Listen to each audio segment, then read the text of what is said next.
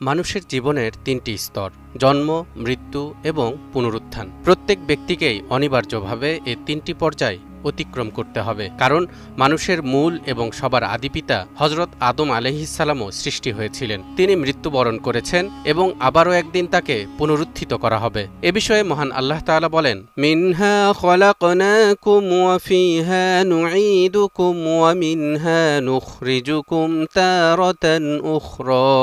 মাটি থেকেই আমি তোমাদের সৃষ্টি করেছি, আর আমি মাটিতেই তোমাদের ফিরিয়ে নেব এবং মাটি থেকেই তোমাদের পুনরায় বের করে আনা হবে।